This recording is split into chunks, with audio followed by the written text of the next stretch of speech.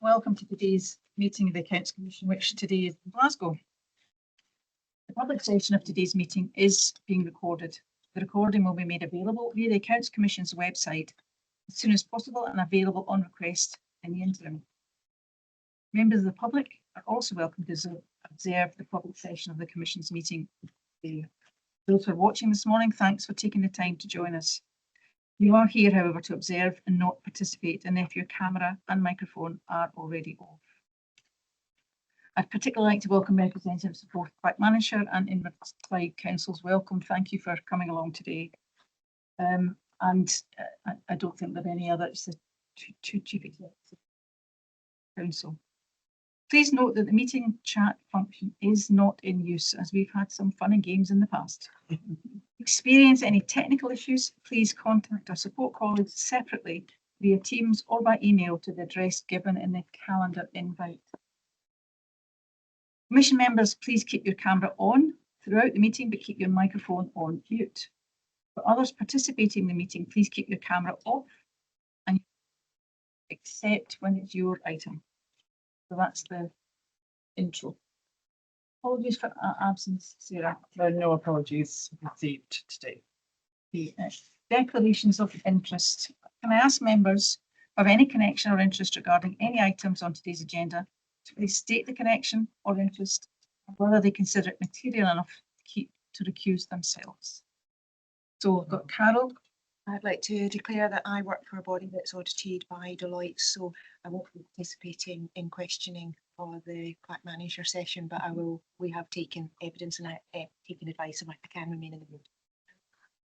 Derek. Yeah, as Citum in Clackmannanshire, as well as a current resident of Clackmannanshire, and I did used to work for the council, so about 25 years ago, so I don't believe either factor contribute. I want to participate fully in the debate.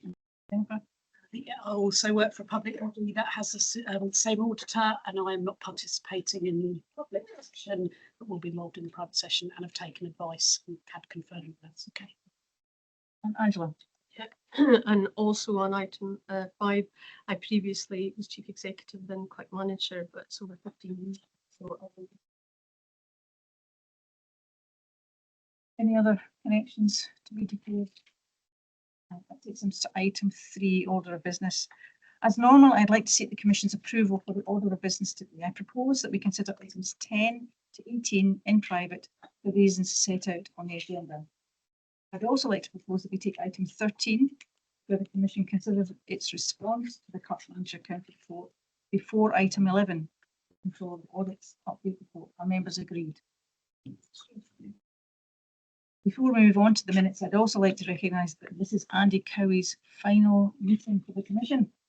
And I want to thank you, and I suspect your Commission members are also for your contributions over that time period. Healthy challenge, robust challenge at times, but absolutely a really meaningful input to the Commission, including working with performance audits and the Code of Audit Practice twice. So that's a fairly, it's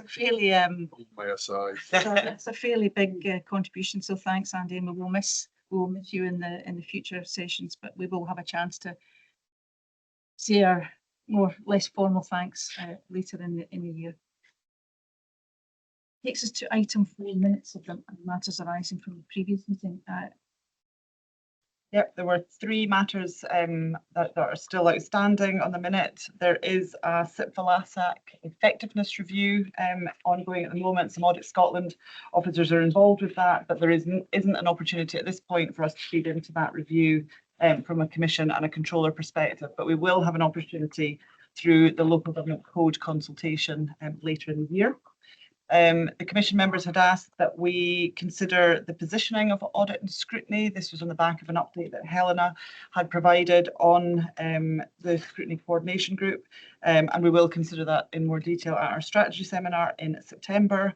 And just a reminder that Kenneth Laurie and Emily Lynch from the Local Government Benchmarking Framework Board will come to the Commission in August, and I will remind members near the time, and you can indicate areas that you would like to explore with Kenneth and Emily when they come to the meeting.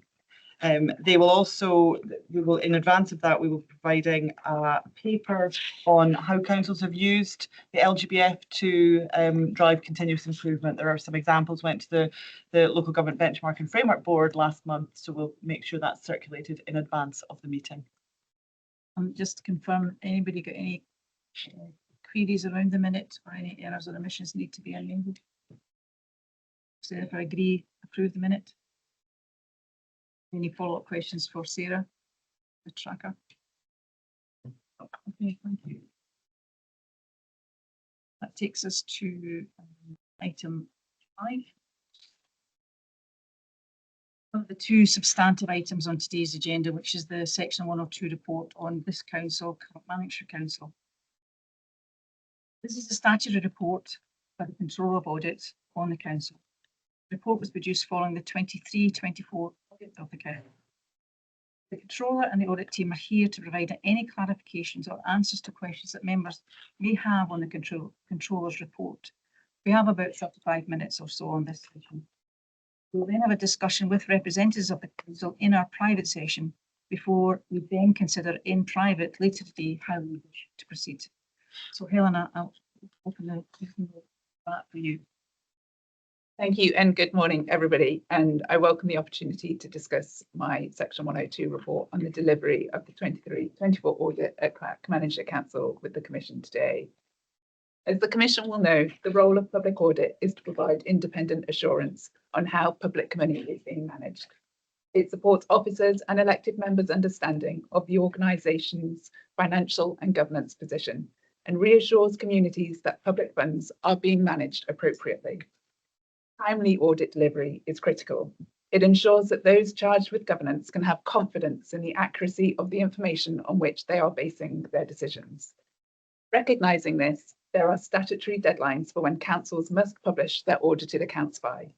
These timelines were relaxed in response to COVID, and across the public sector, efforts continue to recover public audit to pre-pandemic timelines. Most bodies have made good progress with improvements in the timeliness of finalising the audited accounts.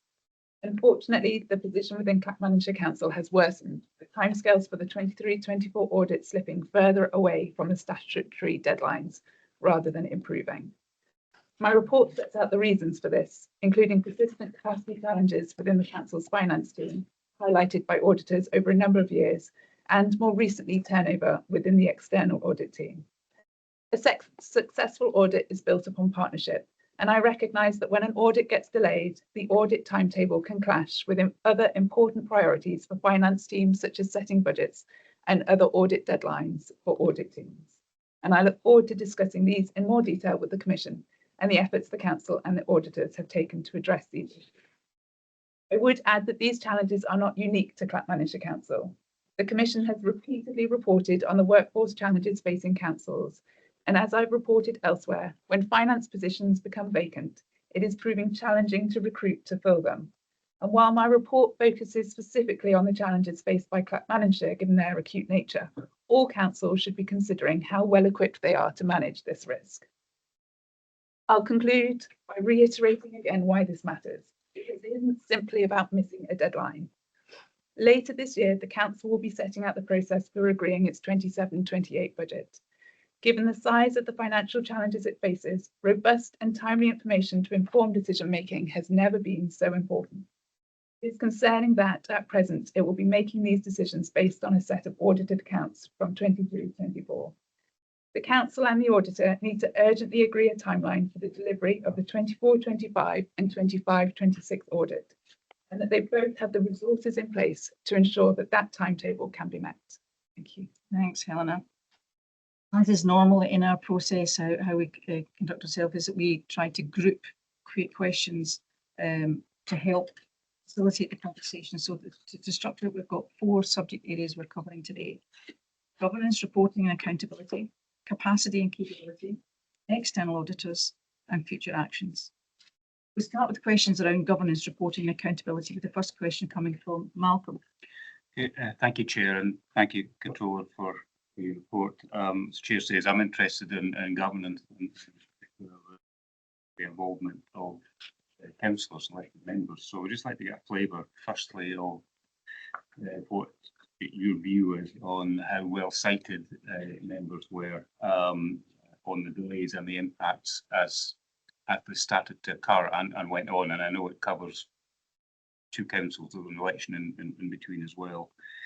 And then following on from that, what actions did the council take to ensure that the members, again touching on what you said in your opening remarks, what action did the council take to ensure the members were taking decisions based on reliable and robust financial information? Thank you. And I'll bring in the audit team, I think, to share some of their observations based on their attendance at the audit and scrutiny meetings. As I know, the issue of the delays to the audit was discussed at the Audit and Scrutiny Committee at the time of the presentation of the draft annual audit report. So Stephen, I'll bring you in at this point. Yeah, so as you say, there was a detailed debate and challenge to both the officers and ourselves around the preparation of the 23-24 accounts, the presentation that we put to the council in terms of our annual audit report, and a number of queries around capacity and the ability for the council and ourselves as auditors to deliver to that timetable. What I would say is there isn't a standing audit agenda item at audit and scrutiny committees on a sort of ongoing basis. So there hasn't been detailed discussions at each one around where the audit is. We attend, but we're very much attending in a listening mode on a regular basis. They did issue the statutory notice advising of the delays to the annual report, so that was put forward. But I think it would be helpful for the officers to discuss what conversations they've had in a private briefing in advance of those audit and scrutiny committees in terms of what information is being provided to the council at that point. And then in terms of the preparation of 26-27 budget, again, Stephen, I don't know if there's anything further that you would add, but I don't think that the delays to the audit were referenced in the budget papers themselves as the budget was presented, but I don't know if there's anything. No, not that we were aware of in any of the conversations that we had. If I may, Chair, I mean, the impression I'm getting is that members were rather passive on this issue. Is that a reasonable? I think they were the members were fully engaged when the report was put forward. They were fully engaged in the review of the annual accounts when they were presented. I guess, as I said, from a factual perspective, there wasn't a standing agenda item at each audit and scrutiny committee to say, where are we on the timetable? What is happening? So we weren't asked to present in terms of any update on an ongoing basis. In terms of a degree of curiosity around the members, I'm talking to the members as opposed to the officers, it wasn't as... Certainly not in asking ourselves as the audit team. As I say, I don't know what conversations were had directly between the members and the officers. I do apologise, I just don't have sight on that. Thank you. There was no discussion about the impact that this might have on the veracity of budgeting this year or next, for example. There wasn't anything in the meeting that we attended, was it? You're aware of them. I turn now to, unless there's any other questions, follow-up questions on governance. I turn now to capacity and capability, and I'm going to ask Mike. Yes, thank you for the report. I'd just like to start with a question. You mentioned in the introduction that that most authorities were improving, catching up, and this is not the case with here. But I see from Exhibit 1 that there is no date for the submission of unaudited accounts for 24-25 yet. I just wondered whether that is still the condition. Again, I'll bring Stephen in, but as far as I'm aware, the indication is that the 24-25 annual accounts will be ready for audit towards the end of this year. But Stephen, you'll have more up-to-date information. So we've had a detailed sort of planning session with the team in terms of looking forward to the 24-25 accounts and the audit cycle. That meeting happened 6 weeks ago now, roughly. And key actions were taken on both sides to go away and really think through what the detailed timetable should look like, how we can accelerate certain work streams whilst the annual accounts are being finalised, so that we're not waiting until they are fully completed.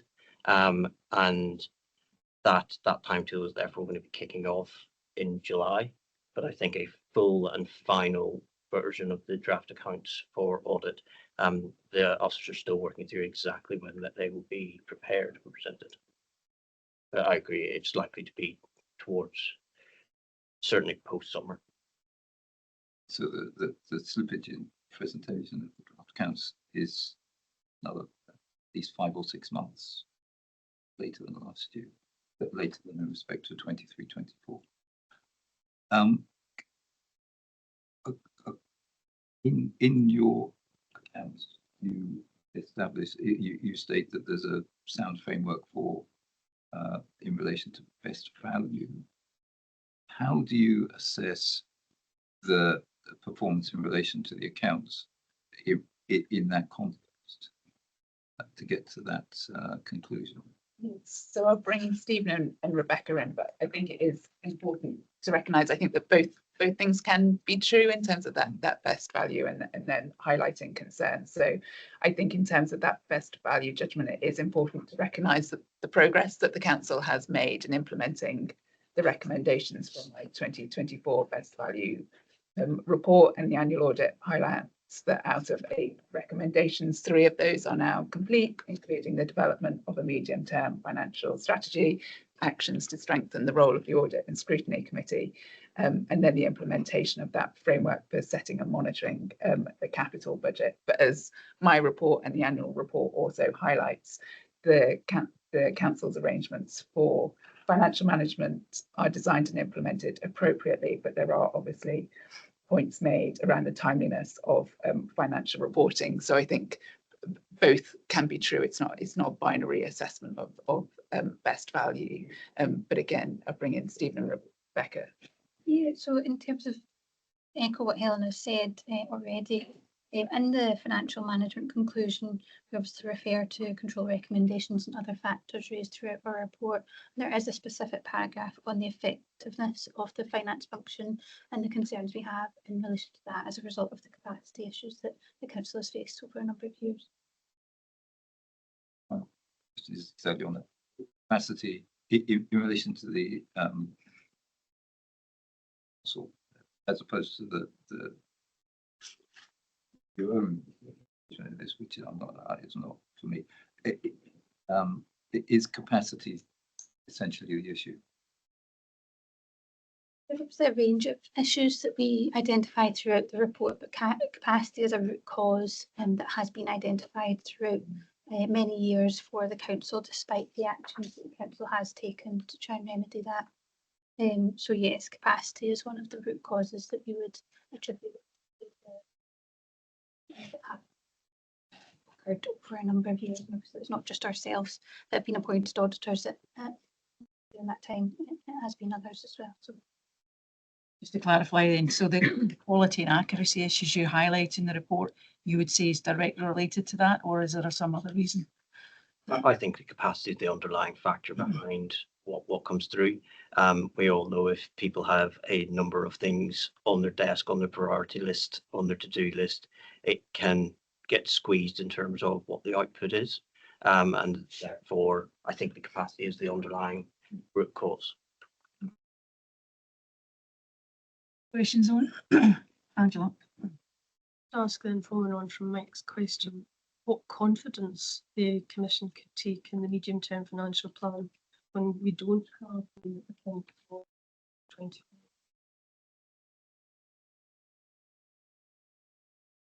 Do you want to go on? One of you please speak up. I think it's So- probably a Deloitte issue, but yeah. So we understand a range of different things that the council are putting in place.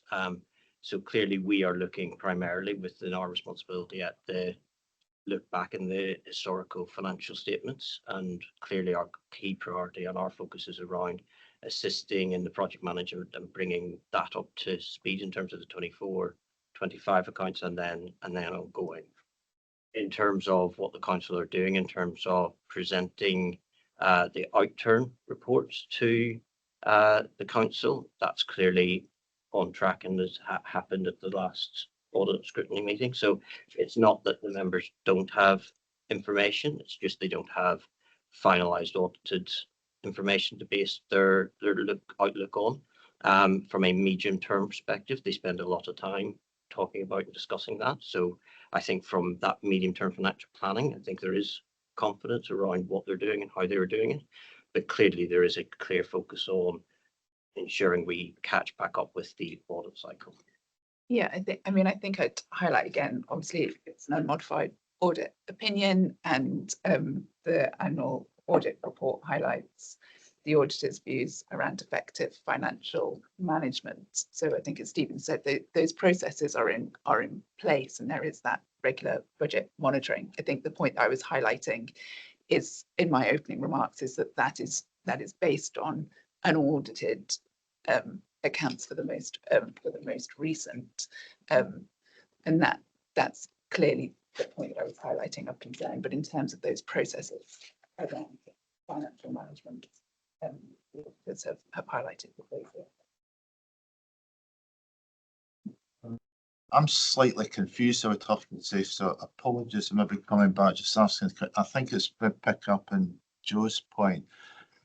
Am I right in what you're saying is that the staff turnover or inability to recruit and staff within the council is the major reason for the delays?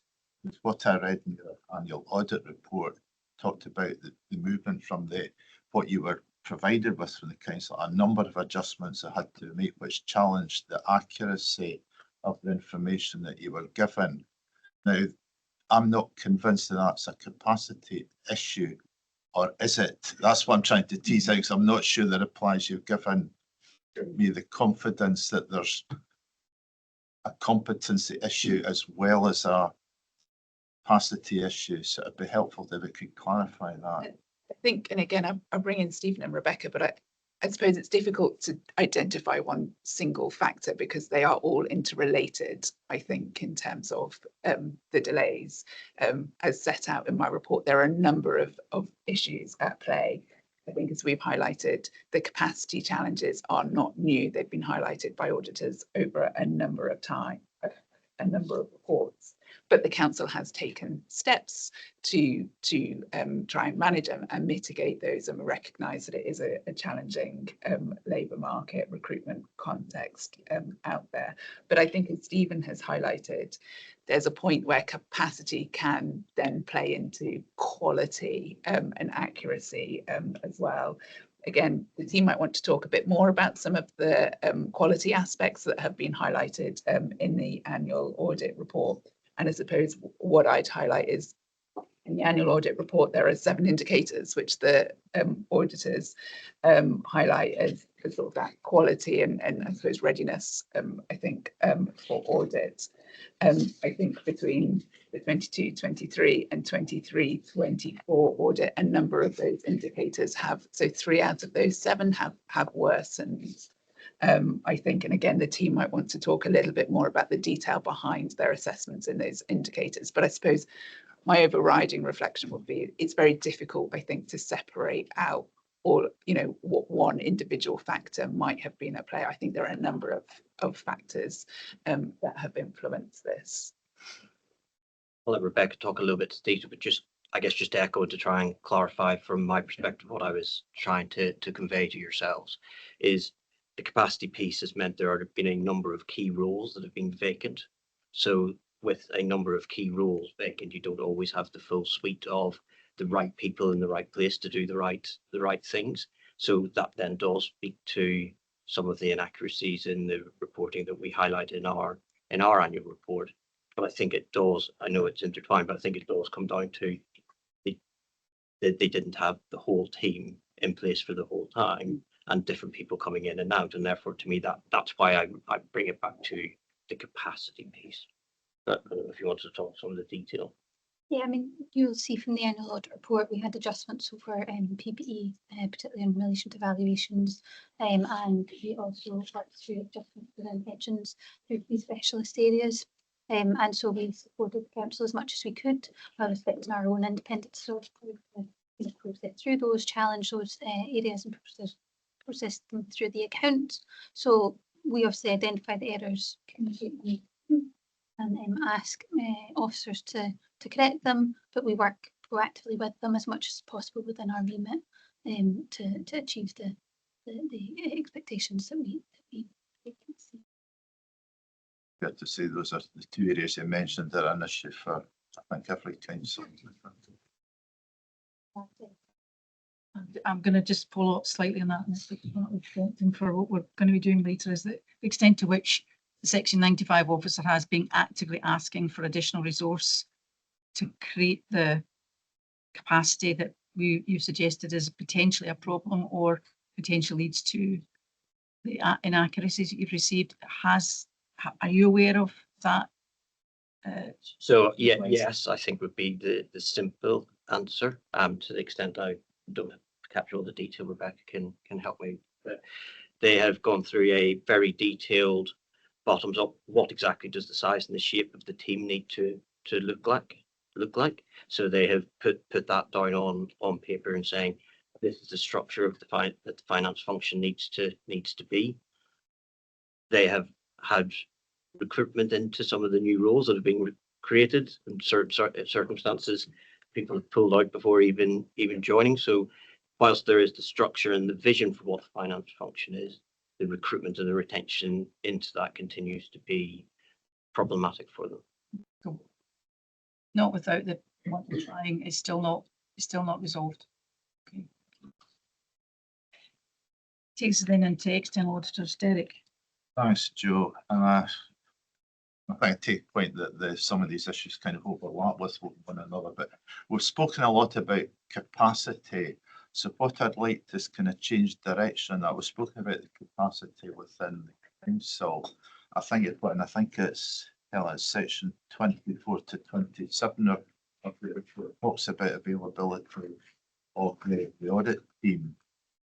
It was John like Mike exhibit 1, which shows the time of delays in the council providing an unaudited second account to audit, and then the time is taken from that point to get the audit completed.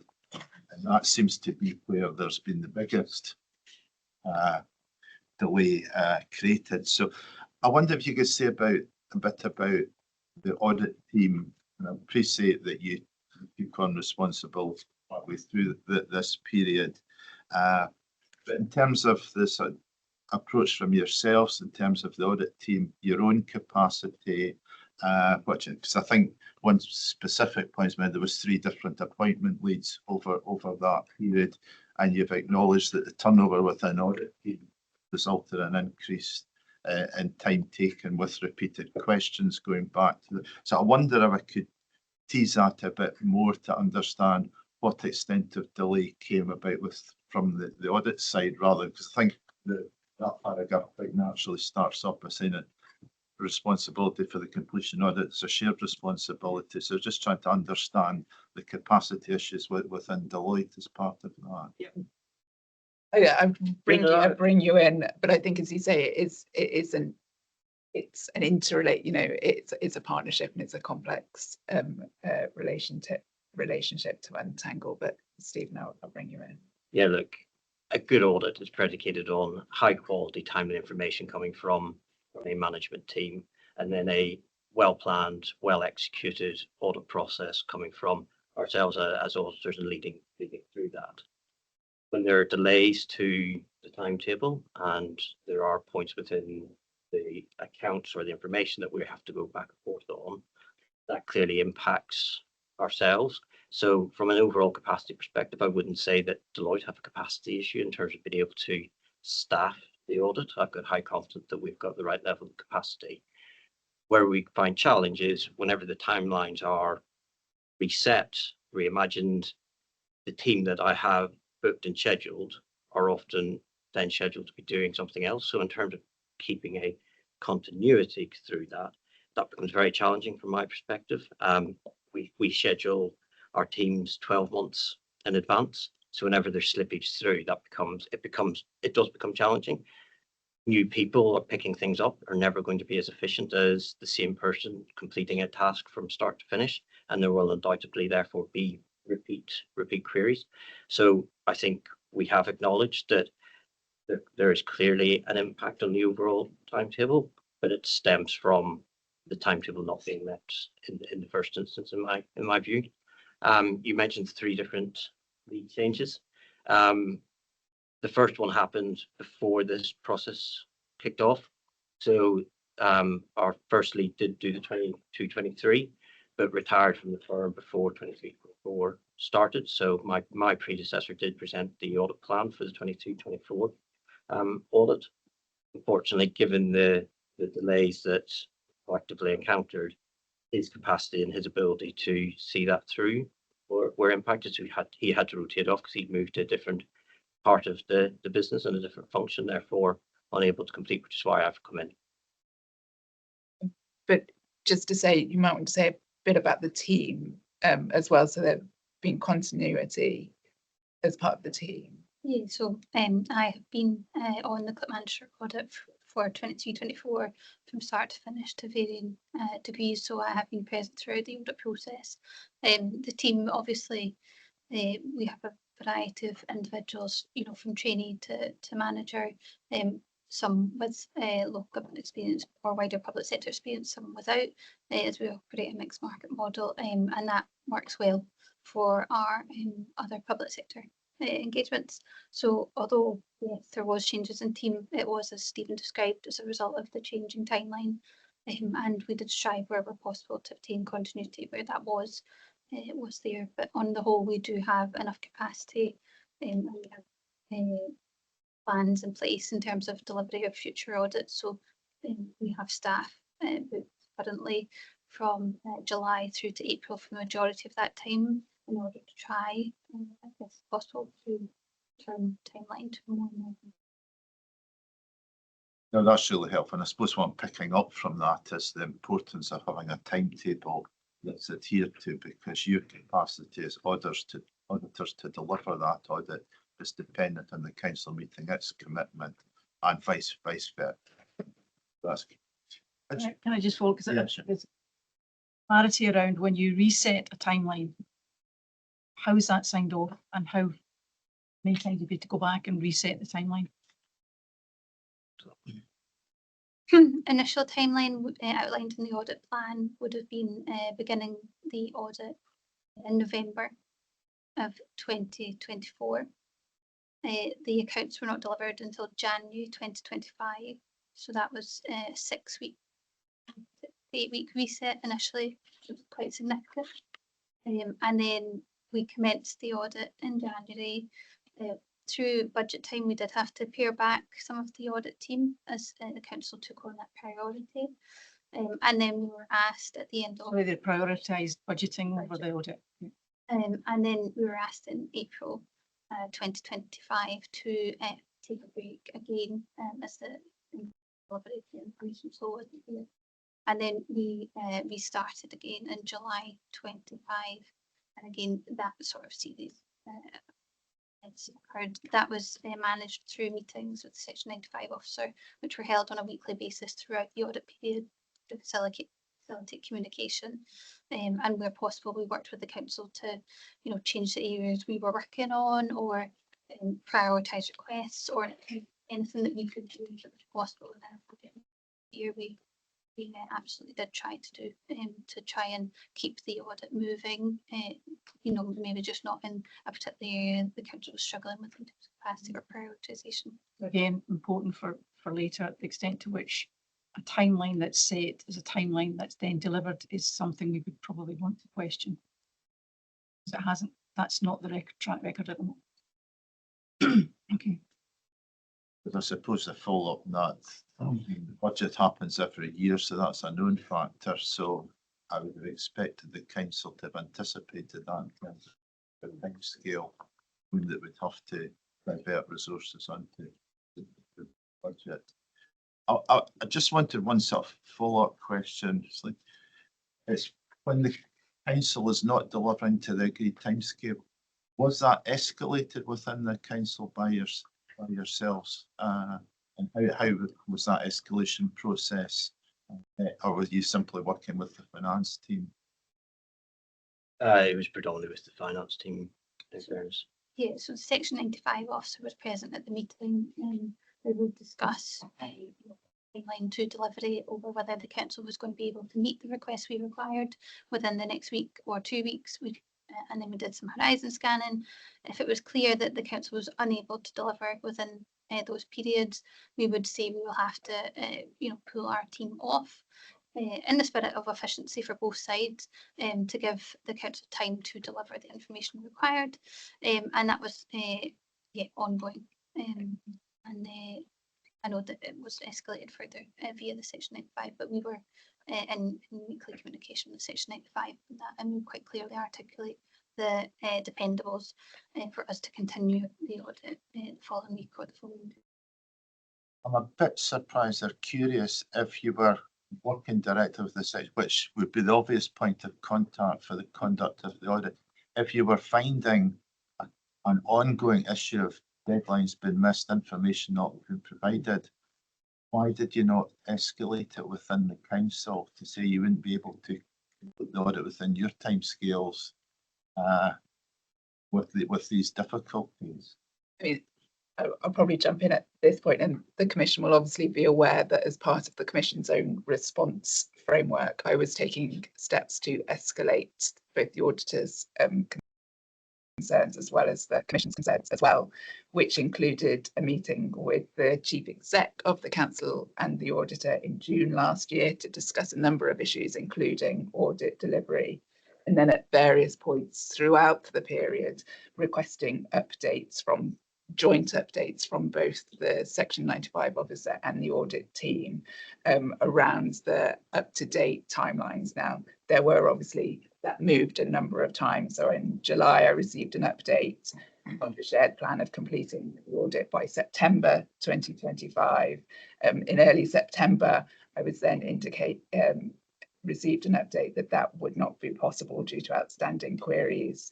And then in December, I was updated that the intention was to sign in January. And then in January, I was updated that the intention was to sign in March. So I suppose alongside the steps that the auditors have taken, you'll be aware that on the Commission's behalf as well, I was escalating these issues as well. In a sense, trying to understand that escalation process was largely through yourself monitoring progress or lack of progress, Helena, rather than. Well, requesting that together the auditor and the Section 95 officer keep me and then the Commission up to date on how timelines were moving. Thanks. So the challenge back would be you've been asking too many questions, you've been repeating the questions, and that's just adding burden to the already probably very tight team. To what extent is there veracity to that statement or that belief? So we absolutely tried to keep any such repeat or follow-up questions to a minimum based on the information that we had. As I said, there were some changes in the underlying team, and therefore there were some follow-up queries that would have been repeating the information that had been received wasn't fully complete, wasn't fully thought through, and therefore we needed further information in order to complete our work. So yes, it will have contributed. I don't think it is the primary contributing. What portion do you think it would have contributed to the delays?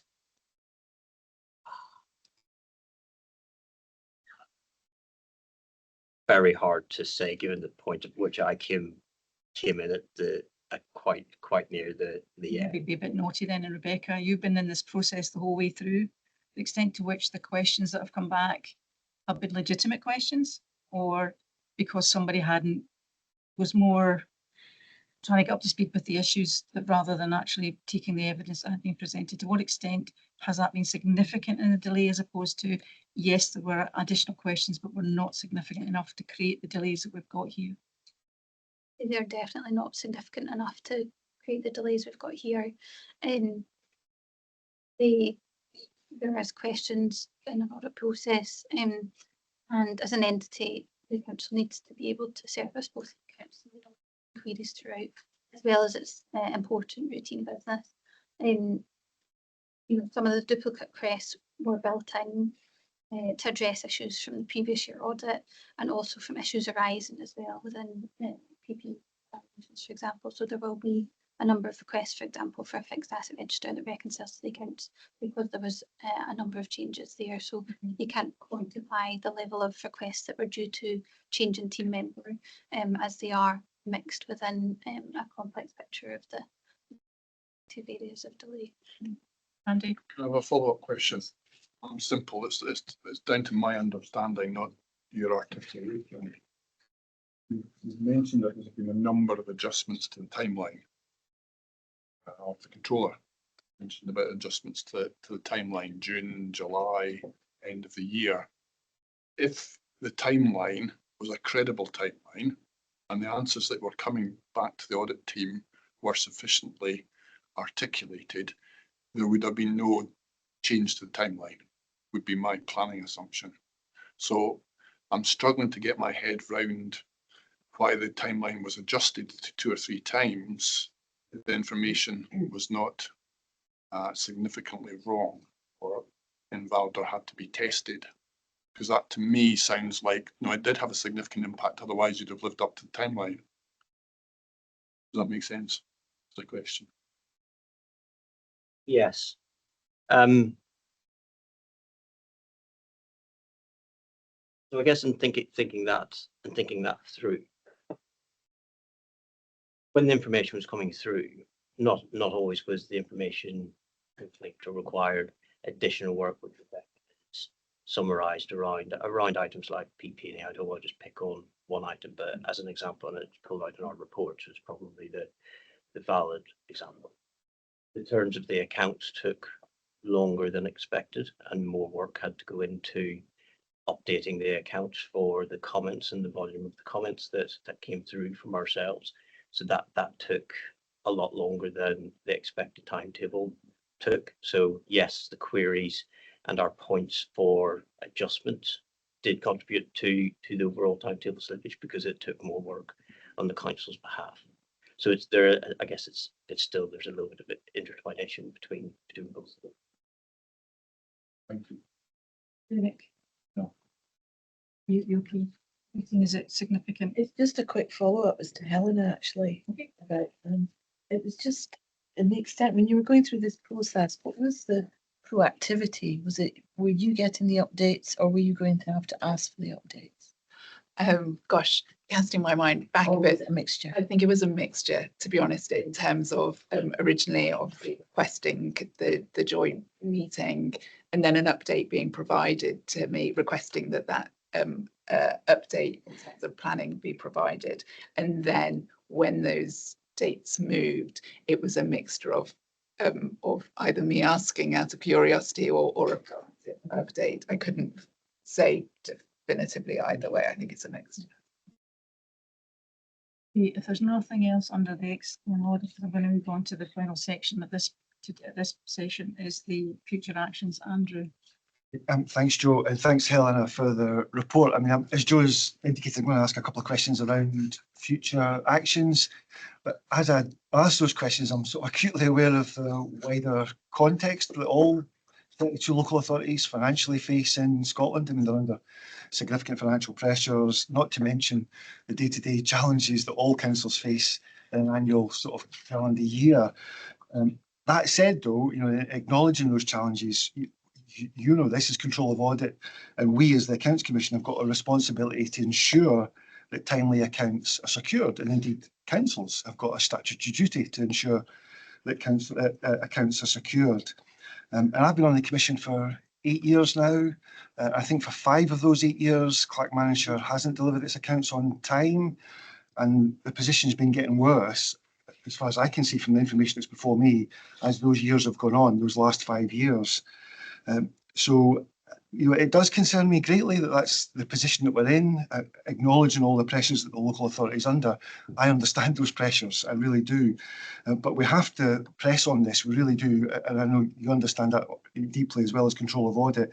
So I do want to sort of seek, whether it's from yourself or from Stephen or Rebecca as the auditors, a bit more detail about what immediate actions have been taken to ensure improvement. Because in paragraph 34 of your report, in the conclusion section, you do mention that the auditor and the council now need to come forward with an agreed timeline for 24, 25 or 25, 26. And can you give us any update on, has that now happened? Is it happening? I mean, I know some of this has been covered in the questions already, but I think it's really crucial we get absolute clarity about this going forward.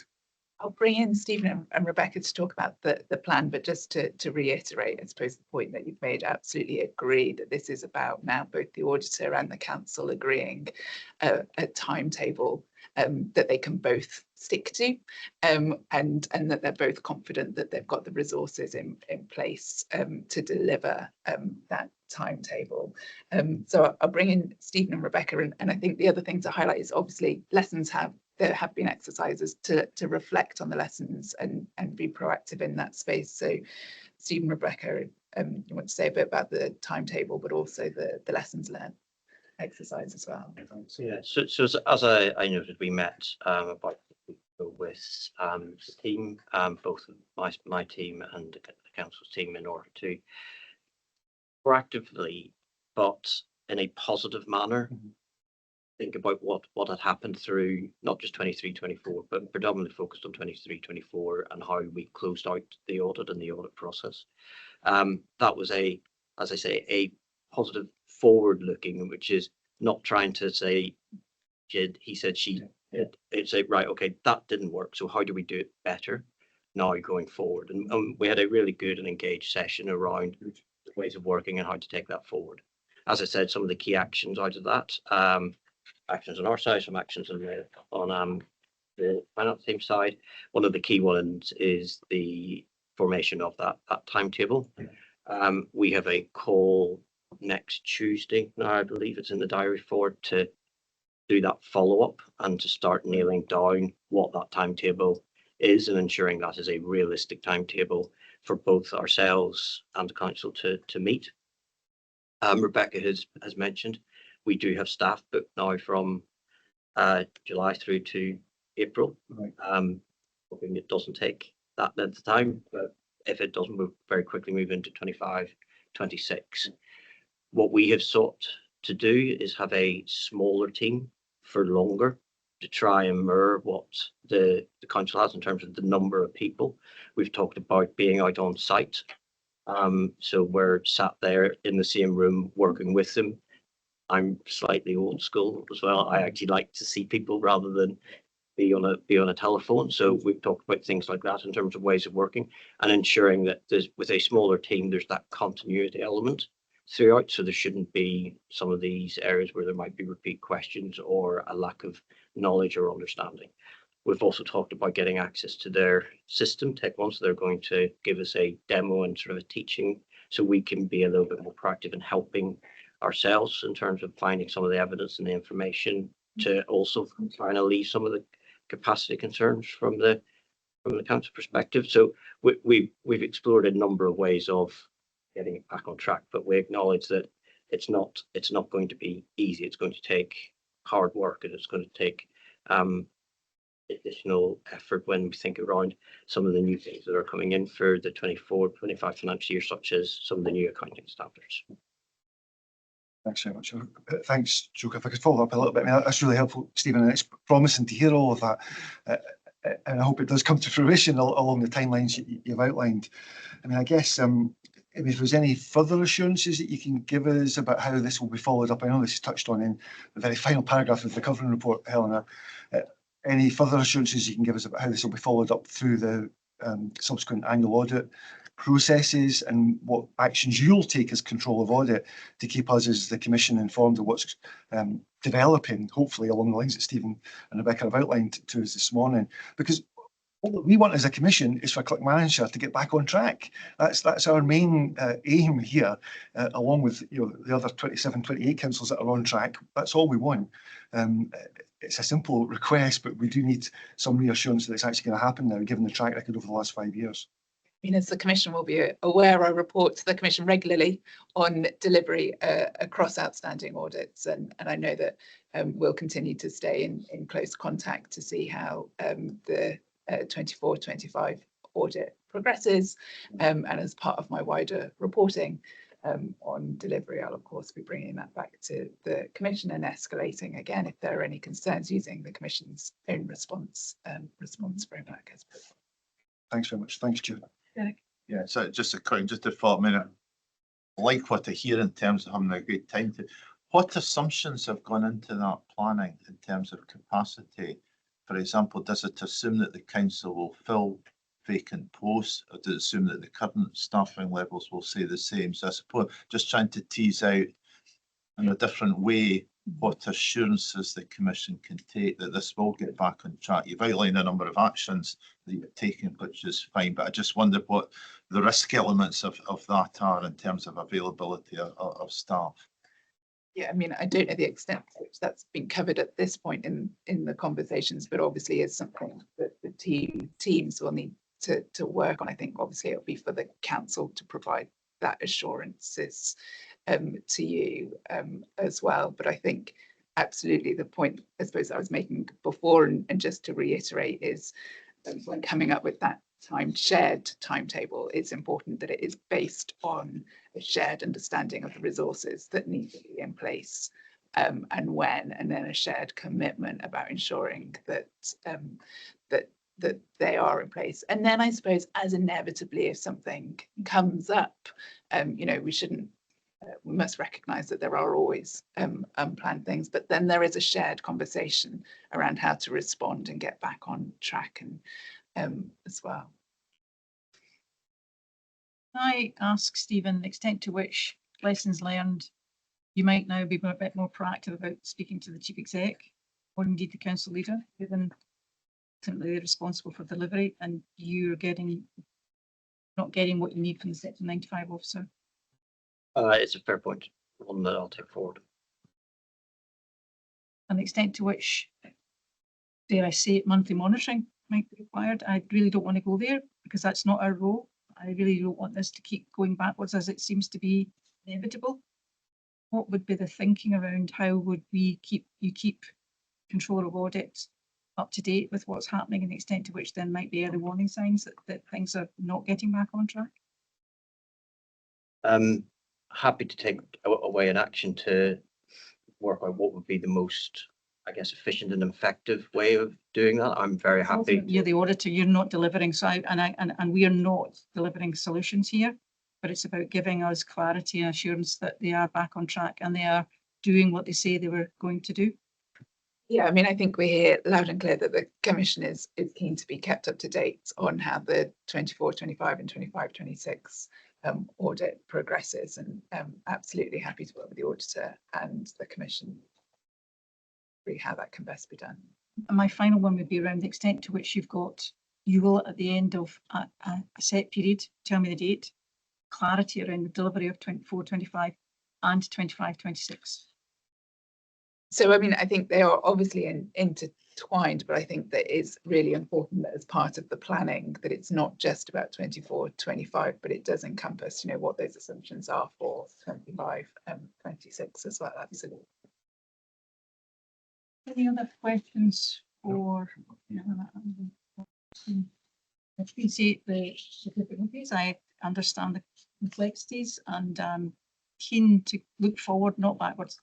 So let's assume that we will get back on track, but we will be hearing relatively soon and very frequently, I suspect, that is indeed what's happening here.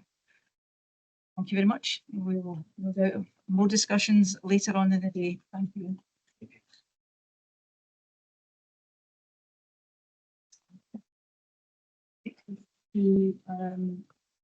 Item 6.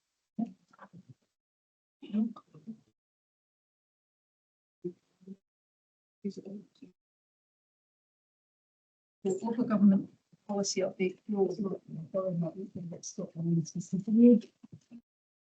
Thanks very much, Chair. I will keep it brief, but just a couple of updates on the items that were discussed at the last month's meeting. One was around the Mull campus. Correct, Minister. At the Parliament last week, the government is going to look at potentially a different funding model for that for Argyll and Bute Council, if that gives them more flexibility. And that was after discussion around the example of Barrett and Battersea, which have been pulled out of the Learning Estate Improvement Programme. Argyll and Bute Council had said that that programme restricted them to a like-for-like replacement, which limited their options. So the government is looking at kind of giving some more flexibility on that, which appears a positive development. Quick update on the Aberdeen hydrogen project that was also discussed last week. We have been liaising with the auditor on that, and we'll be able to provide members with a little bit more background information on that from the audit perspective next week. And just a quick note to say that Parliament and Government, obviously formation has continued, the committee has been formed. The remits of the Cabinet Secretary for Government and for the Social Justice Committee have been confirmed, and they're aligned. They're very kind of brief about local government. It's local government finance, and local governance, which I guess gives flexibility to cover any issues in those areas that come up. And obviously that's alongside the other aspects, particularly of the committees. That's all I wanted to update on. Happy to take any questions. Questions for Joe? That's really good. Thank you. Thanks for that. Takes us to item 7, Chair's update. A number of items I just want to kind of just flag up what we can do in our spare time. Stephen, Auditor General, I went to a session with Orkney Council, wider than Orkney Council, Orkney Council Health Boards and IGBs to explore opportunities and challenges and the extent to which the audit process may or may not be an impediment to allowing what changes they might want to implement. It was a very strange session because we were on Teams looking at a blank screen. They could see us, but we were looking at a blank screen, so it was a bit disconcerting. But we got a very good response. Stephen and I were both very clear about the challenges, the financial challenges, and the need to do things. And the reality being that audit will not stop radical change if that's what they want. In fact, audit will look at those who are not doing what's needed. So I think it was it ran for longer than anticipated, so that suggests it was of interest. Andrew and I went to the local government reception with MSPs. Again, interesting to meet some of the new MSPs, and you know their interest in Audit Scotland and Accounts Commission was there. So that's.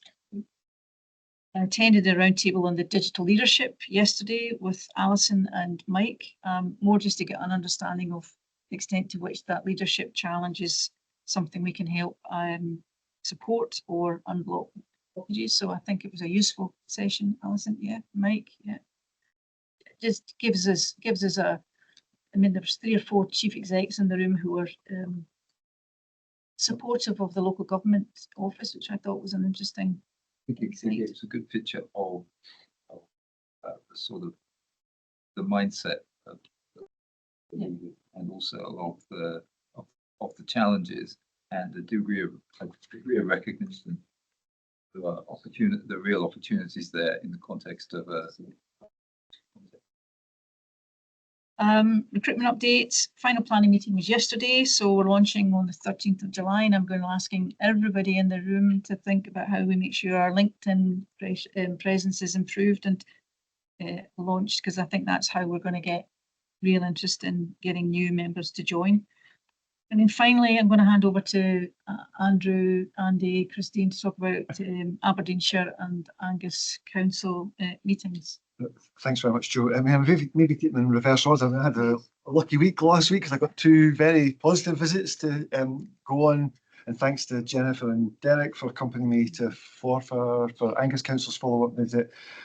Christine and Andy for the visit to Aberdeenshire, which I learned is the only council in Scotland that doesn't have its head office in its council area, because that was in Aberdeen. But taking them in reverse order, I mean, I won't dwell on Angus. It was a very positive report, as colleagues will recall, from a couple of weeks ago, and the visit was equally constructive, I think it's fair to say.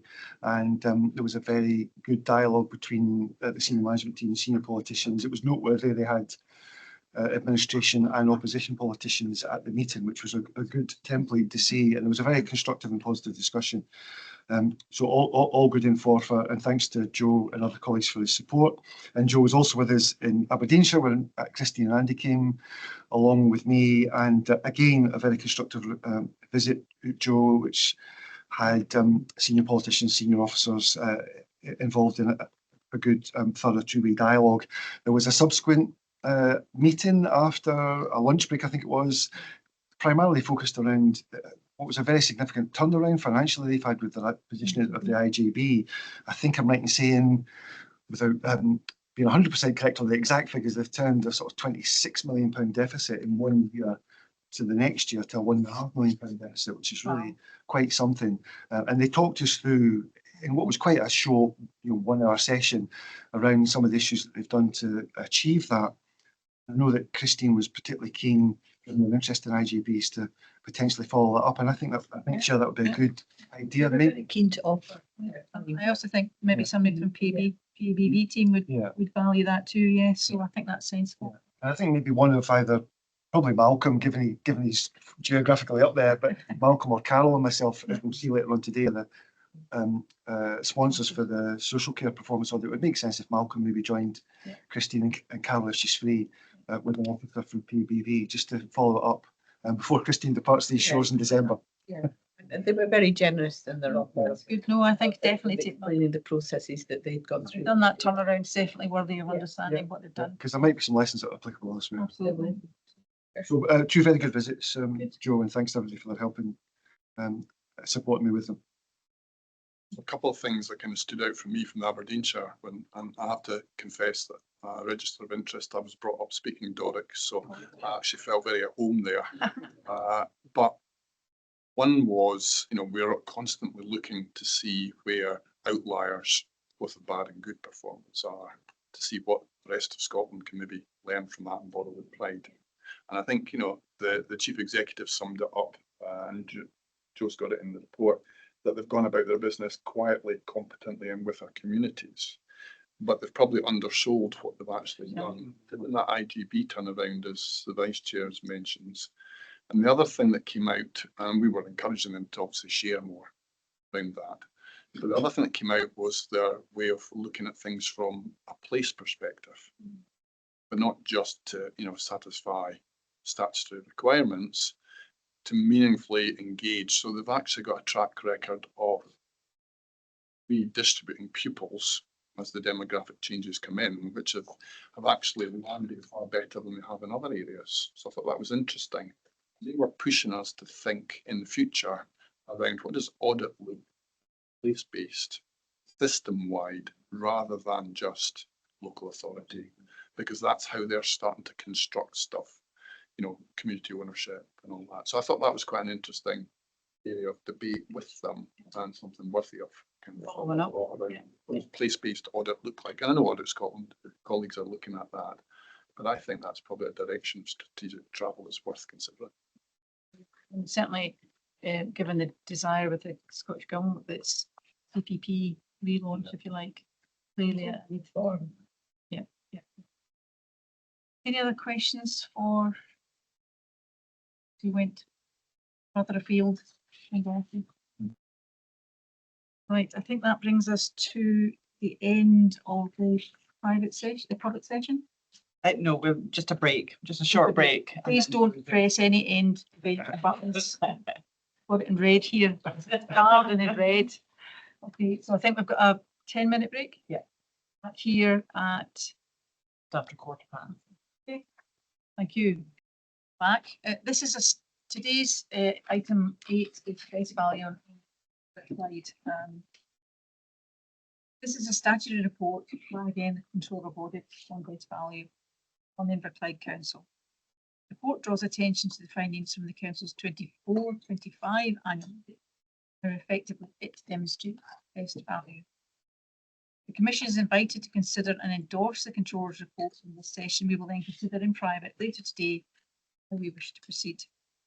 The Controller and the Auditor are here to provide any clarifications or answers to questions that members may have on the Controller's report and the annual audit as it relates to best value. So I'm going to hand over to Helena. Thank you, and good morning again, everybody. I welcome the opportunity to discuss my report on best value at Inverclyde Council with the Commission today, and I'm joined by Michael and Timor, and I thank them and the rest of the audit team for all of their work on the audit. As my report highlights, the Council continues to demonstrate a commitment to best value, with auditors reporting good progress overall against previous recommendations. Auditors report that the Council has effective leadership and governance arrangements in place, has outlined its strategic priorities and supports the delivery of these through more detailed plans, which also include key performance indicators and targets. The Council has a sound performance management framework, which includes 40 performance indicators against 3 strategic priorities. 21 of these are on or above target and 14 are below target. Looking at comparative performance indicators, my report highlights that Inverclyde Council is in a strong position.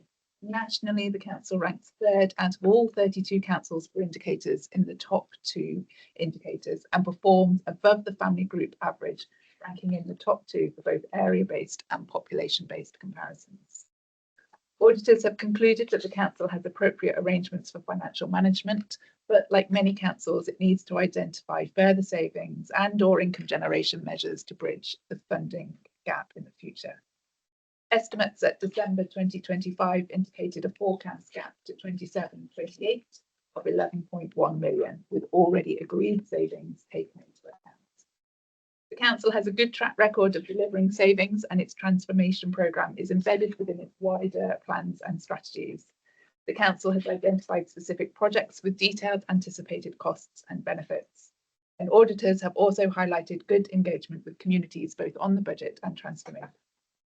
But the scale of the savings identified are not sufficient to bridge. Further work is therefore required to identify further savings and/or income generation opportunities to avoid unsustainable draws on the there, but the team and I are very happy to take any further. Thanks, Helena. As usual, we have an approach to following up a variety of questions under headings of analysis, transformation. Interestingly, this one, shared services, governance and strategy. I ask Jennifer to lead off on finances. Thank you, Helena. So I'm picking up finances and Derek's going to, I know, come in, but I wanted to pick up, Helena, on the savings delivery, because it struck me in the report, and there were lots of, probably the first thing to say is lots to like in the report, lots of things were sort of ticking off the things you'd hope to see. But one of the things that really struck me was the Council had managed to deliver almost all of its target savings, and we don't always see that. We sometimes see a narrative that says they set a savings plan and actually then they couldn't deliver all the savings and they needed to pull more on reserves. So I was just interested whether there's any lessons learned from that how does the Council achieve success in that area? And then specifically whether we know anything about when the Council set its savings plan out, were those the actual things that it ended up taking the savings in, or is it almost just a coincidence that the amount of money they could save, they had to pull on other things? So how much did they have to adapt the savings plan to still hit the number? Because I guess I'm really interested in whether there are lessons learned for other councils in how to approach that process of setting savings targets and then ensuring you deliver them. And just while I'm on it, I think I want to say, really pleased to see the kind of budget consultation engagement. I think in the transformation work I've been involved in, we've definitely said councils need to consult with their communities about where they're planning on taking savings and getting people on board. So I'd be interested if any of that contributed to the success. Sorry, that was a multi-part question, Helena, but yeah, just what underpins the success in delivering their savings is the key question. Thanks. Now I'll bring in Michael and Timor to say a little bit more about that process for setting savings and monitoring savings, I suppose, as well. But just to kick off, as you as you've highlighted, they do have that good track record of delivering savings, and then they have those arrangements in place to monitor savings. I suppose I would observe all councils, I think, take different approaches to how they set savings, and obviously there's also a question around the level of ambition as well. So the more ambitious you might be in terms of the levels of savings, the harder they might be to actually monitor and deliver. So I think when we think about savings, I think we can take comfort where there is a good track record in delivering savings and they're contributing to a forecast closing of a funding gap that we expect that they might, if they've got that track record, you can take some assurance that they'll deliver on it. But as I've highlighted, there is more that they need to do. So I think, you know, it will be interesting as they look to their ambition for future savings, the extent to which they have that same confidence, as opposed as to whether they're going to be able to deliver them as well. But like you say, I think it's they have those processes in place to monitor delivery. Michael, I don't know if you want to say a little bit more about it. Just one observation on why they're achieved would be that when the council sets its budget, including savings, that's a 2-yearly process. So the detail is 2 years of detail, 3 years look ahead in the finance strategy, and 10 years medium-term financial plan. But my observation is that in the 2-year window, the savings identified are specific and detailed, and that, you know, they are very specific items, not an allocation to a service level or to a directorate to be achieved, perhaps to be identified and followed through, but specific items. And so my hypothesis that, yeah, they took the savings against the things they planned to take the savings against, rather than if you described, some councils would just say it's this service that needs to find a saving, and then when they can't, we have to balance the book somewhere else. That's really interesting. Can I move on then to a question about reserves, I suppose, because the other thing that helps with the balancing of the books is the drawing on reserves. And I note in your report, Helena, councils obviously used reserves, plans to use reserves in the future. And I just wonder if you can sort of give a bit more of a view around sustainability of that approach and the strategy that sits behind the plan to use reserves, and just to sort of expand on that a bit, because I know it's something we've commentated on often. The ongoing use of reserves could be a potential problem. Absolutely. So as you've highlighted, the council has used reserves, or fact that is in line with their reserves strategy. So it has a commitment to a minimum uncommitted general fund balance of 4 million or 2%. And as at March 2025, at the end of March 2025, this sat at 4.4 million. So within their reserves strategy, and that 2% is a figure that we've seen across a number of councils as well. And the council's total usable level of reserves has remained relatively stable following a period where it did increase. As you'd expect me to, though, highlight that you know, the council plans to bridge future gaps through a mixture of savings and reserves. And as I said in my introduction, it needs to think very carefully about how it intends to use those reserves going forward.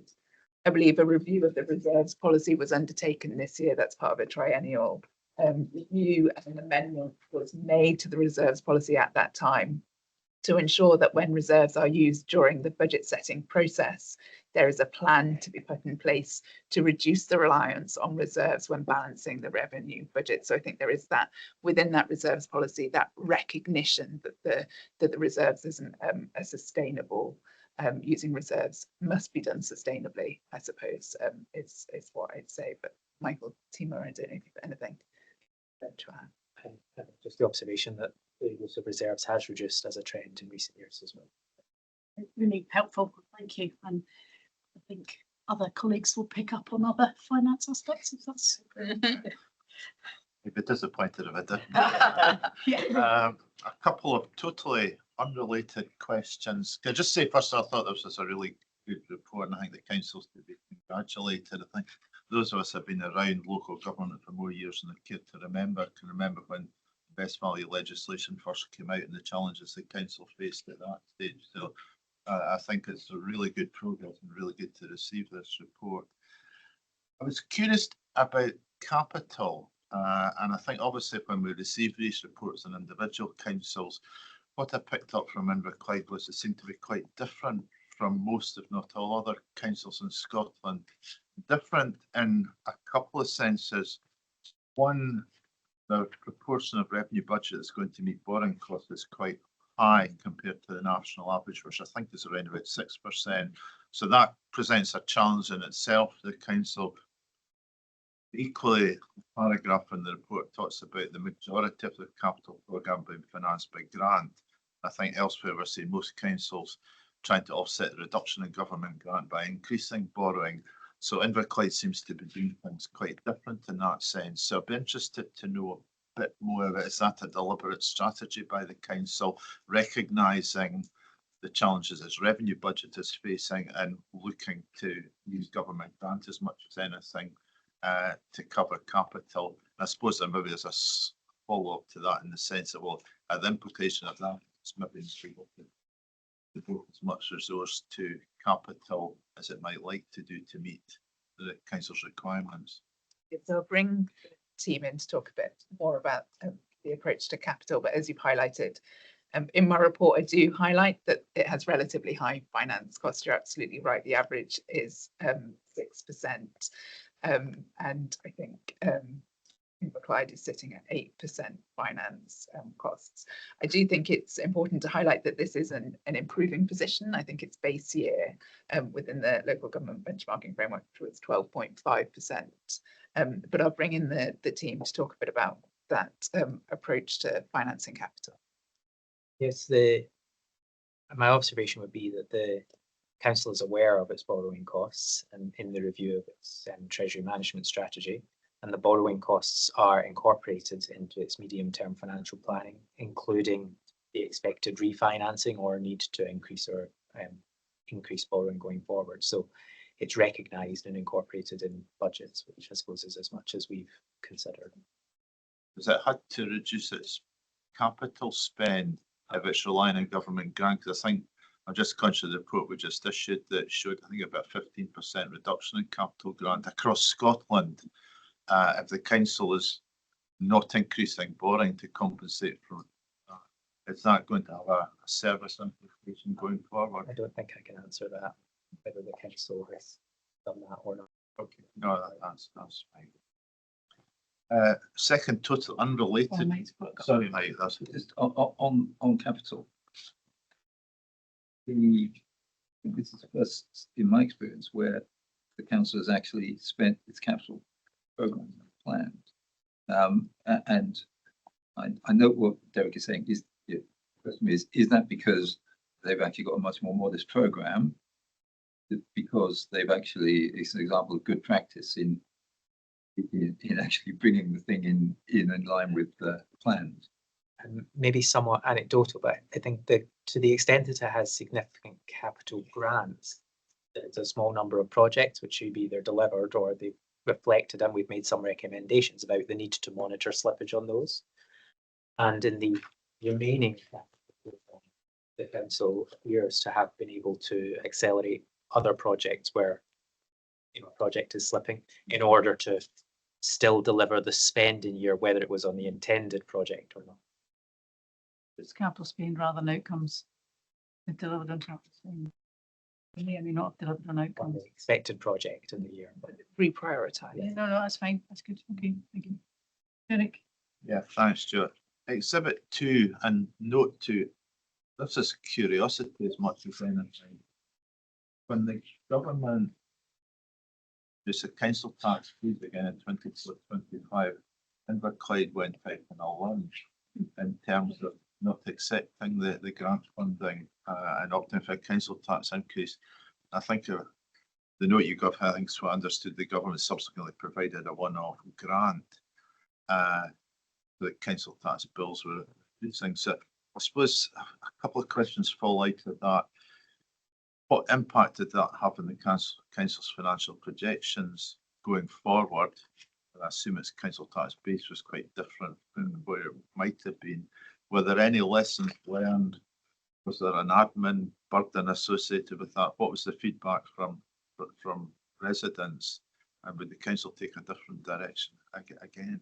Which I don't expect to answer the last. Well, I think we'll be able to answer the last one. I'm not sure that we'll be able to answer about the admin burden and I suppose the resident feedback on it as well. But I don't know if the team have got more detail on, I suppose, how council tax is factored into the medium-term financial strategy in particular. Yeah, that would be, so the council has in its medium-term financial planning assumed council tax increase.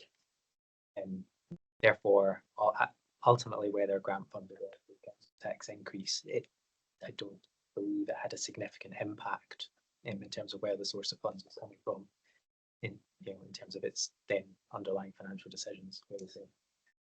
But I think the level of council tax for Band D in Inverclyde in 26-27 will be above the national average as well.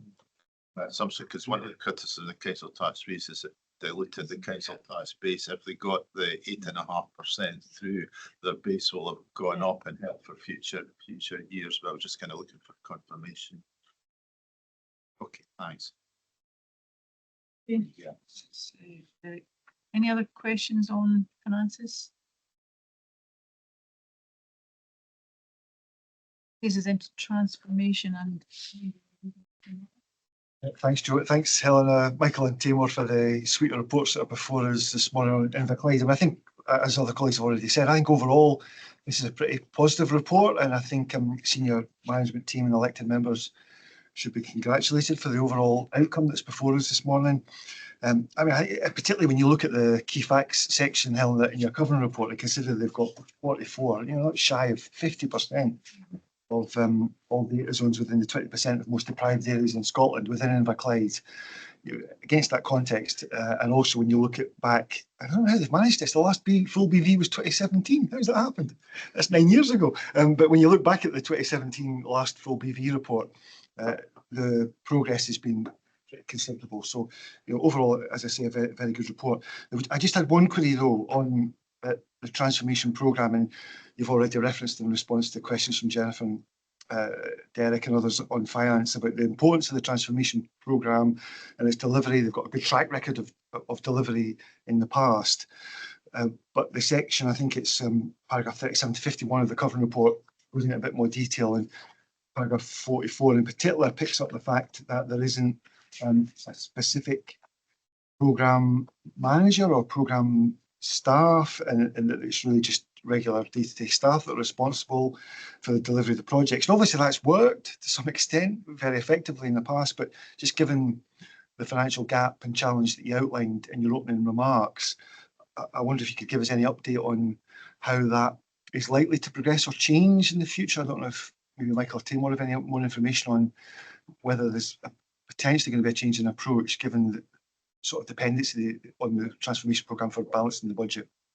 I bring the team in. I suppose I'd observe though that, as you'll be aware, when we looked at the transformation work across the sector, actually different councils took different approaches in terms of whether having a standalone transformation programme or embedding it within their council plan and their strategic priorities. And I think very clearly we didn't highlight actually that one approach is better than the other. Actually, it's a matter of choice. But what's important is being able to demonstrate a clear oversight, clear governance, and a clear understanding of the benefits that transformation is expected to realise. And within my report, I highlight that all of those things are in place within that integrated into business as usual approach. But I suppose as you've highlighted, the risk that does present is that the transformation activity is happening embedded within the service levels, and it's those staff that are embedded. So again, that's an opportunity, but also it carries a risk that we highlight.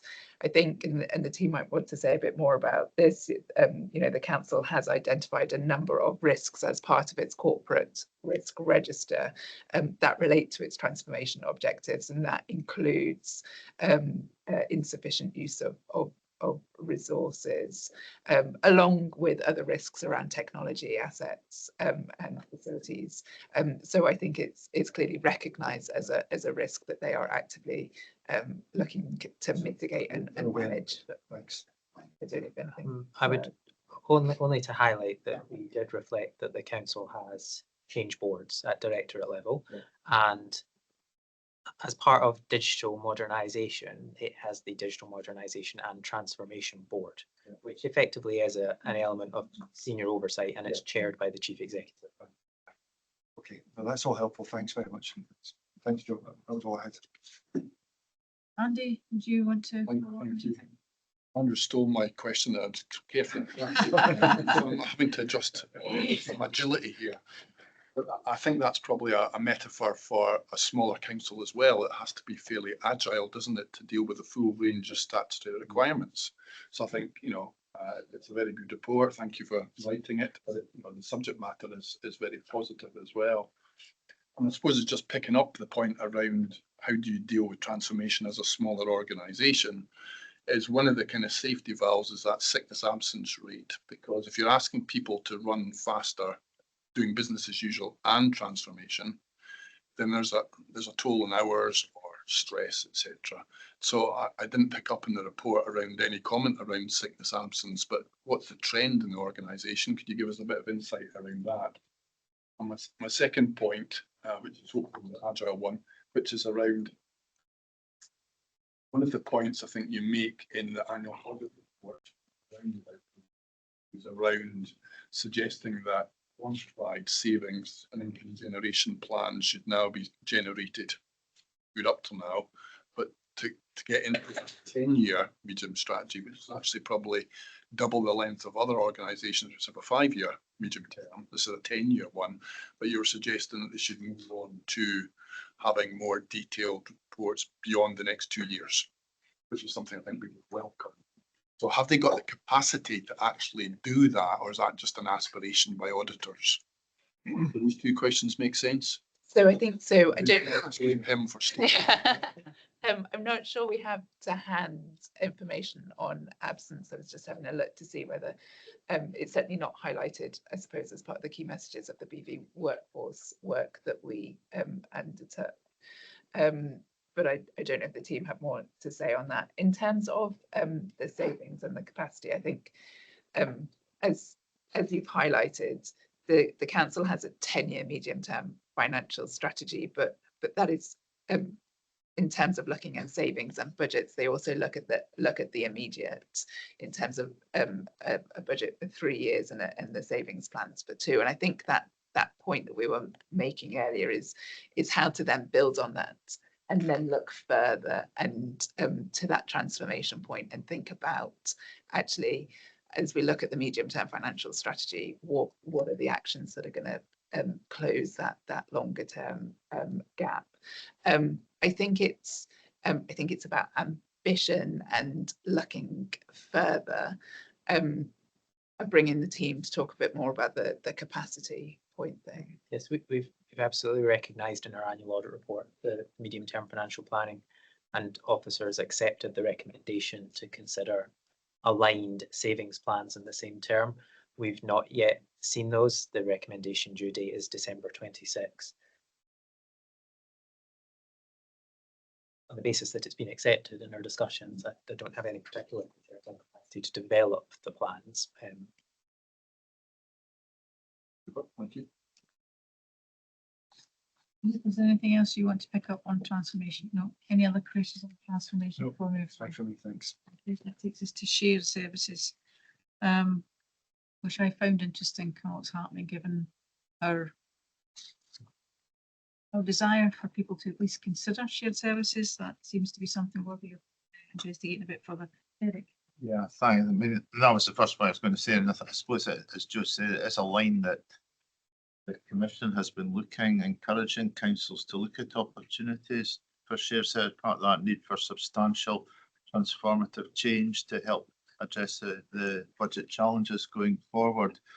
So I'm interested, particularly sort of paragraph 47 of the report, the council's moved away from shared service arrangement, and you've outlined the relationship I had with West Dunbartonshire. I was quite interested to know more about why the council embarked on it in the first place, and maybe where we are now, particularly more interested why it's moved away from it again. What were the reasons behind that, and is there any lessons that the Commission needs to take on board in terms of the rest of Scotland? Because it does sound as if the council has actually done quite a bit in terms of shared services and has now felt that's not the answer. So it'd be interesting to know more about that.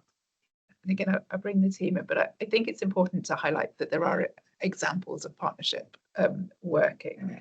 And there are particular examples in relation to joint funding arrangements to support activities to tackle child poverty. So it's not that the partnership working isn't happening, but as you've highlighted, the auditors have highlighted, the council has moved away from its shared service arrangement with West Dunbartonshire.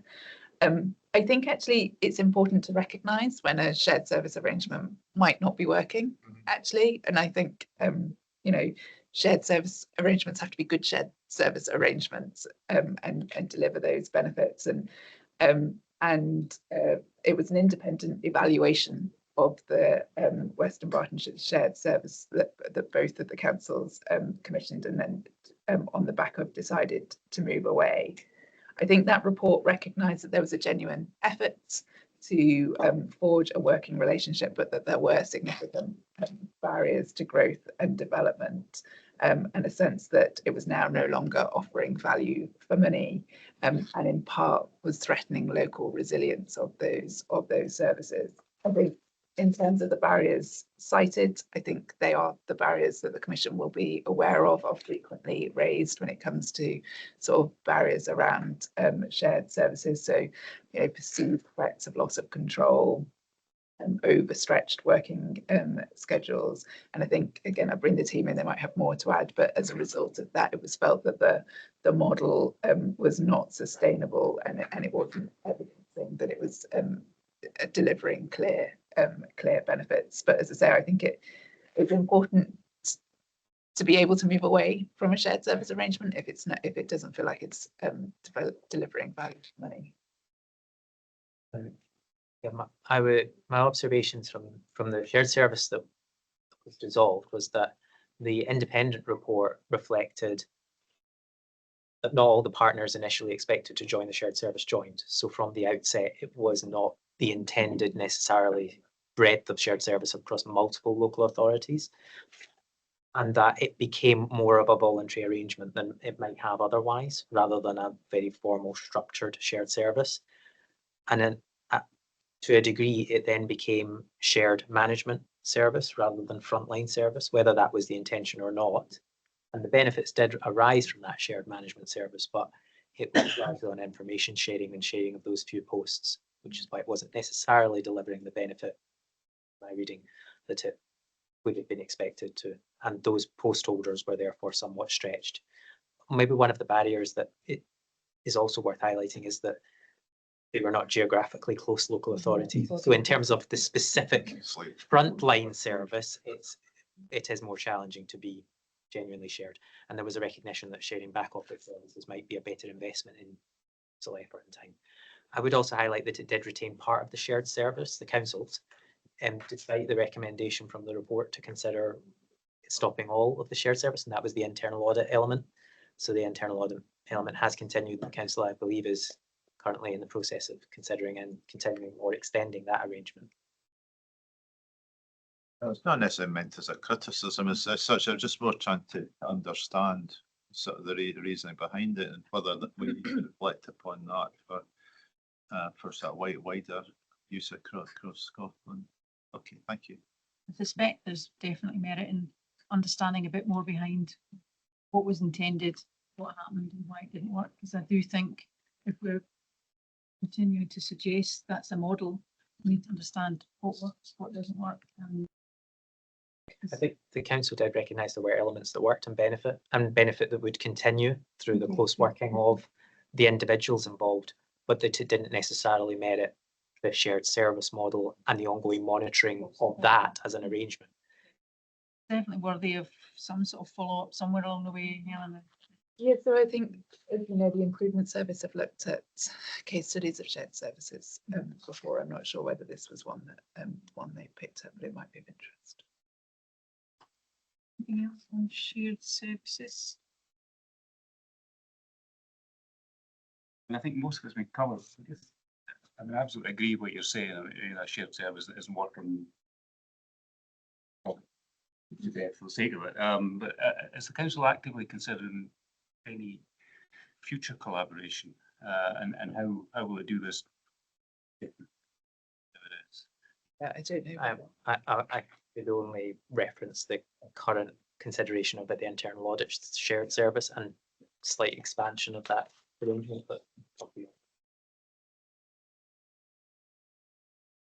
Anything around the legal structure of 2 or 3 or 4 councils trying to join up to do something like this? Is that an I'm not sure that if the report reflected it as an impediment, but it did observe that there was a perception that if one council was benefiting, another was. okay? All right, interesting. Okay, I think that then takes us to performance. Carol? Thank you. So again, thank you very much for the report. It's really nice to see a positive report. It was good reading. And my question is on the performance. So it's really good to see that 59% of the measures are in the top 3 quartiles. For the ones declining though, other than the things affecting all councils at the moment, are there any specific reasons for the decline, or is it more to do with the fact that they prioritised the performing ones and deprioritised the declining ones? So that's my first question. And my second question is, again, with such a positive report, I was quite surprised that the satisfaction measure had gone down, 91%. But again, apart from the factors that are affecting all councils and declining satisfaction across the board with council services, is there anything specific here that we should be aware of? Yeah, thanks. I'm not sure that we've delved into the detail to understand whether there were particular factors that were affecting those changes, but I'll let the team in. I think in terms of the question around priorities though, I suppose I'd point back to the council's own 40 indicators that reflect their 3 strategic priorities. And they monitor those against a 1-year and then a 5-year trend, looking at those 40 indicators so they can see that performance over time. And against that 5-year trend, 23 of their 40 indicators are improving and 12 are declining. But those, and then 3 are showing no change. Of those 12, though, they're actually evenly split. So 4 for their people, performance and place. So I would say that they are, and those are their priority indicators. So I don't think you could point to one particular area that was struggling. It's not like all of the 12 declining were in people or place. So I think it's just a reflection, I suppose, of the challenges rather than anything else. I don't know if there's any more. Nothing I would add. Anything else on? Anything on the satisfaction? Again, I'm not sure that we've got enough detail to be able to say whether there's anything specific that's been driving that, other than as you've already reflected on the wider context. Any other questions, Mike? Thanks very much. And like others, an excellent report on an excellent very well performing council. And for me, the combination of having 40% of areas in the bottom quartile and being the 3rd best performer on the overall indicators is, on the face of it, a fairly remarkable outcome. Given the economic background of Clyde, though, I know that economic development is one of the areas where performance has actually relative performance has fallen. Is there anything more you can say about that? And just a footnote to the shared services stuff. I felt the alarm bell in relation to, it was going to be an elephant, and it turned into a cat in terms of the scale of the thing, because original participants didn't stay in. Feels like one of the really important things to develop confidence in collaboration of all sorts, notably from my perspective, digital. That's a comment on the question. Yeah, so I think going back to the local economic development indicators, I suppose I would highlight that I think the indicators are from 23, 24 and 24, 25 data. So they're obviously not going to reflect the most up-to-date data. So I think it's 25, 26 in the local government benchmarking framework. The indicators will be available from August. But I think if you delve into them in a bit more detail, you can see actually that it's the nature of the economic activity that I think is important. So the proportion earning less than the real living wage is higher than both the family group and Scottish group averages, but the GVA per capita is lower than the family group and the Scottish group average. In terms of investment in economic development and tourism in the area, it's higher in Inverclyde than Scotland and the family group average. So again, it's a complex picture. But I don't know if the team want to talk a bit about City Deal projects and the work that they've been doing in that space. Yeah, sure. So,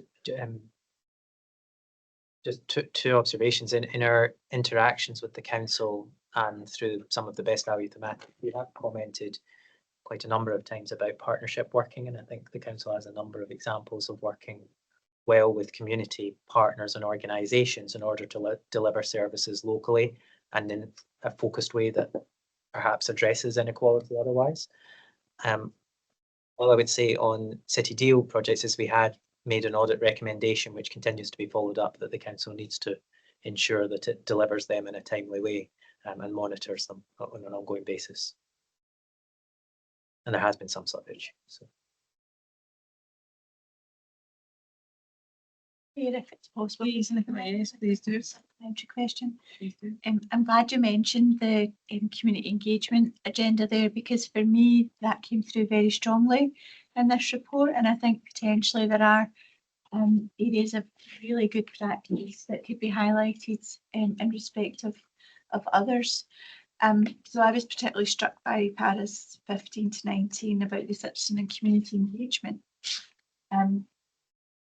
It seems that Inverclyde is very proactive in finding a range of mechanisms to involve communities, and that's reflected in the high percentage of people in the area who feeling a sense of belonging. So I picked that up in the CPP report.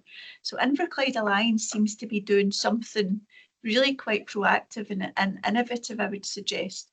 And even looking at the transformation supplementary, the fact that the council consulted communities to inform its transformation plans, that wasn't just what we sometimes see as a consultation survey or a set of pre-formed projects.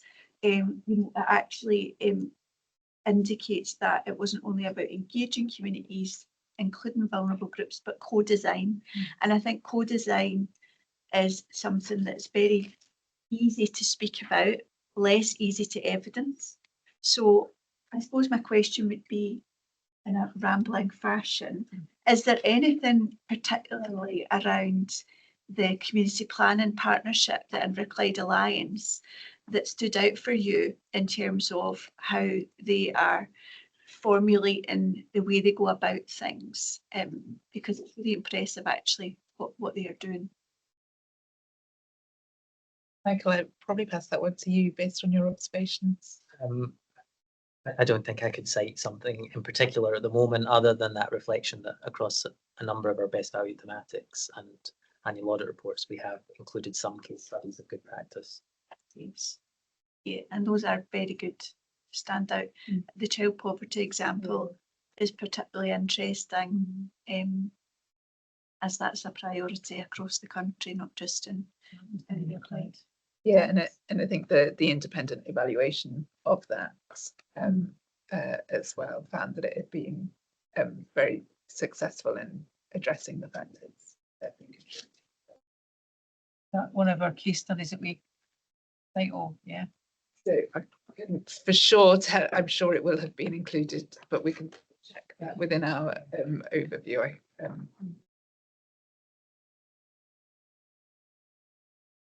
Okay, we're done with performance, moving on to governance. Welcome. Yeah, thanks again, Chair, and thanks for the report, Controller. There was mention in the report of a delay in updating the local development plan. I think there's a target for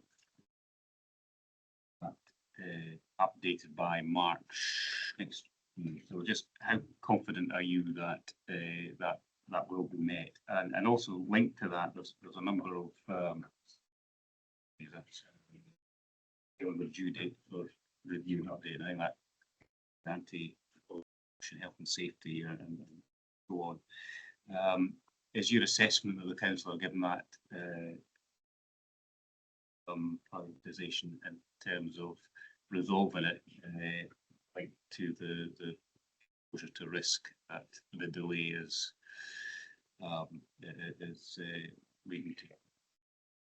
I'm not sure we have an update on the local development plan other than that it has slipped to March, but I bring in the team in case they do. But I think on the policy reviews, and just to highlight that there has been significant progress with those.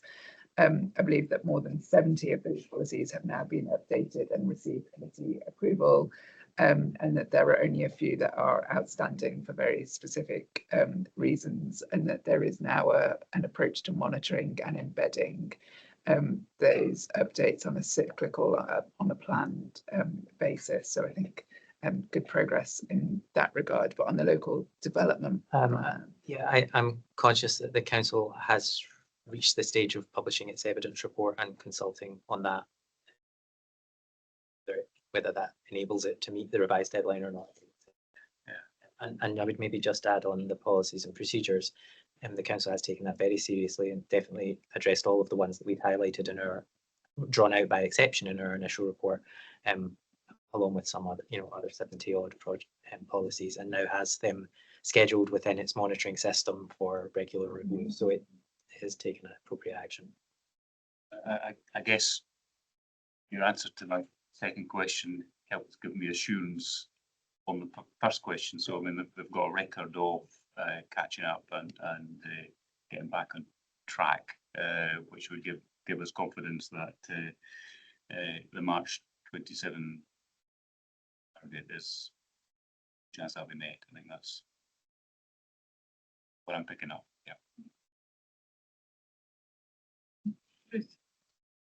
Yeah, thank you. I just wanted to ask a bit about the digital work that's happening, whether the digital maturity assessment work has now been completed and how that's feeding into the plan for the kind of digital customer services strategy. If we know, and it looked like that there was not that much pace in some of that work potentially, and I just wondered what the thinking was around that, and if the maturity assessment is one of the things that's going to help inform the wider digital strategy, if they can sort of identify where there are gaps in terms of technology and how it's being used.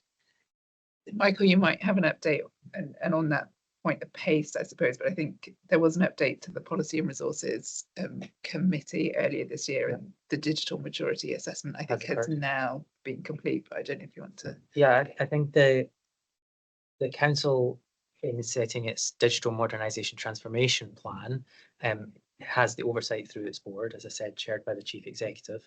It set out the process it was expecting to follow, starting with rejoining the digital office and approving the budget for that, and then conducting external maturity assessment, and then external customer services assessment.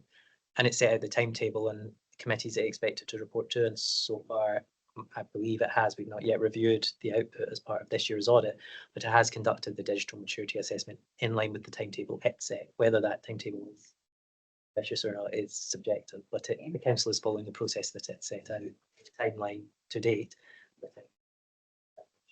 That will come back in future audits, presumably how that's then feeding into further digital strategy work.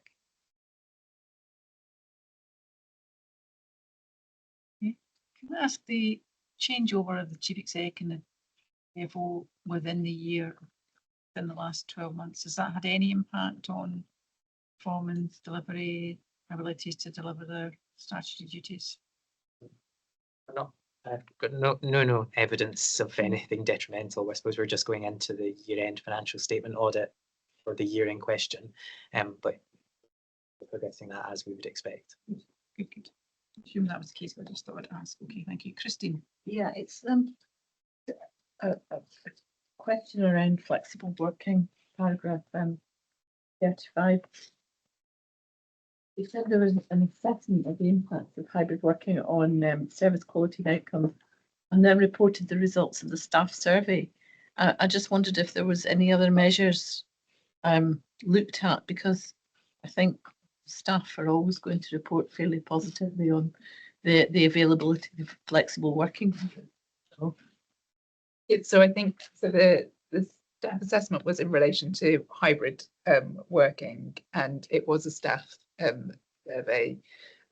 272 staff were invited to complete the survey, and I think as it highlights here that it was 40% felt that there was no impact on service delivery, but I think you're right, unless the team tell me otherwise, that it was an assessment based on staff.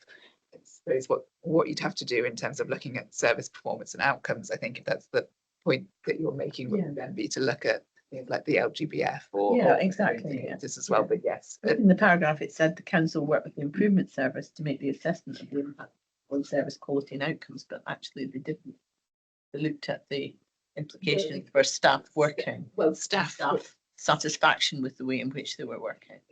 No, so the survey asked staff the extent to which they thought hybrid working was impacting on service delivery and outcomes. So it's not just about their satisfaction, but it's the extent to which, well, if they're the service providers, it's based on their assessment of whether, as a result of hybrid working, it's affected the service that they're delivering. So it's slightly different to a satisfaction. So I suppose I take the point that it's a staff survey, but it's not a survey about their satisfaction with hybrid working. It's about the staff's assessment of the impact on the service. But there's no other measure. Can come through in the LGB. Then that will come through in the end. Well, and that would, I suppose, you'd end up looking at whether it was a correlation or a causation. But it's a, I suppose it's an assessment. Was it on that basis then? It's part of a picture that is used to build up a view on service delivery. It's not the whole picture, Christine, but it's an important one to understand how staff are thinking about the effect of it on them and their services, the extent to which that feeds through to service quality. You have to look to LGBA, and council would then have to be asked, do you think it's important to ask the wider picture? But that's not part of this process. Take the point now. Okay. Mike, did you want to ask anything under this topic or not? Did you? Well, that's shocking. Well done, Ruth. We're reaching the end of our questioning that we've kind of clarity around. Is there anything else subsequently you want to pick up on? And I think what we're hearing is that this is a good performance audit, a good best value, good insights into what the council's managing its services. Thank you both for coming along. Thanks, Helena, for giving us this additional report today, and we'll consider in private how we want to take this forward.